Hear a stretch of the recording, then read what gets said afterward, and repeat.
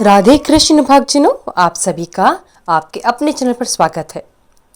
आज की इस वीडियो में हम जानेंगे ज्येष्ठ माह की यानी मई महीने की एकादशी कब है। यह एकादशी जेठ माह की पहली एकादशी होगी। इस एकादशी को अपरा एकादशी के नाम से जाना जाता है। हिंदू धर्म में एकादशी व्रत को बेहद महत्वपूर्ण माना जाता है। यह दिन भगवान विष्णु को समर्पित होता है। हर माह में 2 बार एकादशी का व्रत रखा जाता है, एक कृष्ण पक्ष में और दूसरा शुक्ल पक्ष में। ऐसे ही ज्येष्ठ माह में आने वाली एकादशी को अपरा एकादशी और निर्जला एकादशी के नाम से जानते हैं। अपरा एकादशी ज्येष्ठ माह के कृष्ण पक्ष में आती है और निर्जला एकादशी ज्येष्ठ माह के शुक्ल पक्ष में आती है। अपरा एकादशी का व्रत रखने से व्यक्ति को अपार धन की प्राप्ति होती है। तो आइए जानते हैं इस बार अपरा एकादशी का व्रत कब रखा जाएगा, इसका शुभ मुहूर्त क्या है और पूजा किस प्रकार की जाएगी। साथ ही जानेंगे कि व्रत का पारण कब और किस समय किया जाएगा। वैदिक पंचांग के अनुसार इस साल ज्येष्ठ माह में आने वाली कृष्ण पक्ष की एकादशी तिथि का आरंभ 23 मई को प्रातःकाल 1:12 से हो रहा है, जिसका समापन इसी दिन यानी 23 मई को देर रात 10:29 पर होगा। ऐसे में उदय तिथि के आधार पर इस बार 23 मई को अपरा एकादशी मनाई जाएगी और इसी दिन आप सभी भक्तजन एकादशी का व्रत रख सकते हैं। पंचांग के अनुसार भद्राकाल 22 मई 2025 को दोपहर 2:21 से लेकर 23 मई 2025 को सुबह 1:12 तक रहेगा। ऐसे में 23 मई को भद्रकाल समाप्त हो जाएगा और इसके बाद ही एकादशी तिथि का आरंभ होगा।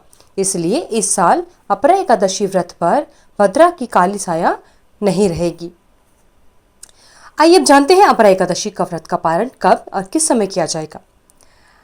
अपरा एकादशी 23 मई को मनाई जाएगी, तो इसलिए इस व्रत का पारण अगले दिन यानी 24 मई को किया जाएगा।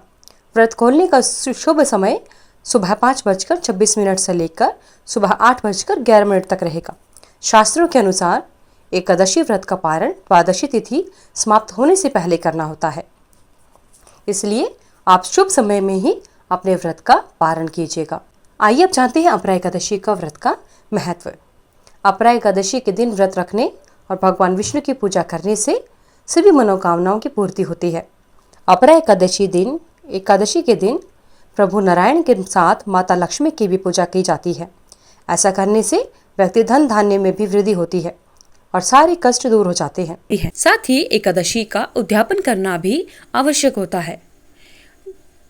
एकादशी उद्यापन देवताओं के प्रबोध समय में ही किया जाता है, विशेषकर मार्गशीर्ष के महीने में तथा माघ माह में या भीम तिथि यानी माघ शुक्ल पक्ष की एकादशी के दिन ही इस व्रत का उद्यापन करना चाहिए।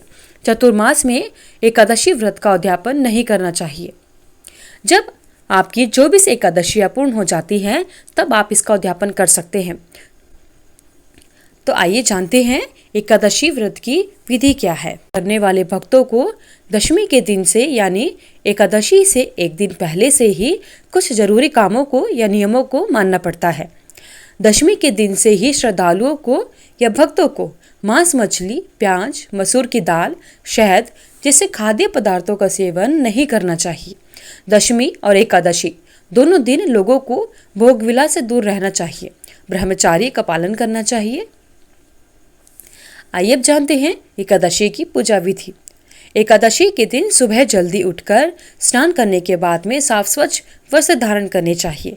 उसके बाद व्रत करने का संकल्प लेना चाहिए। घर के मंदिर में दीप प्रज्वलित करें। भगवान विष्णु का गंगाजल से अभिषेक करें। भगवान विष्णु के साथ साथ माता लक्ष्मी की भी अवश्य पूजा करनी चाहिए। भगवान विष्णु को पुष्प और तुलसी दल अर्पित करना चाहिए। अगर संभव हो तो इस दिन व्रत भी अवश्य रखें। भगवान की आरती करें। भगवान श्री हरि विष्णु को भोग लगाएं। भगवान श्री हरि विष्णु को जो भोग लगाया जाता है उसमें तुलसी दल अवश्य शामिल करना चाहिए। कहा जाता है कि तुलसी दल के बिना भगवान श्री हरि विष्णु कोई भी भोग स्वीकार नहीं करते। इस पावन दिन भगवान विष्णु के साथ माता लक्ष्मी की भी विधि विधान से पूजन करने का विशेष महत्व होता है। श्री हरि विष्णु जी की पूजन सामग्री में श्री हरि जी का चित्र अथवा मूर्ति होनी चाहिए। साथ ही पुष्प, पुष्पमाला, नारियल, सुपारी, अनार, आंवला, ये जो ऋतु फल होते हैं, धूप यानी मौसम के अनुसार जो फल मिलते हैं, वह सभी फल, धूप, घी, पंचामृत बनाने के लिए कच्चा दूध, दही, घी, शहद और शक्कर चाहिए।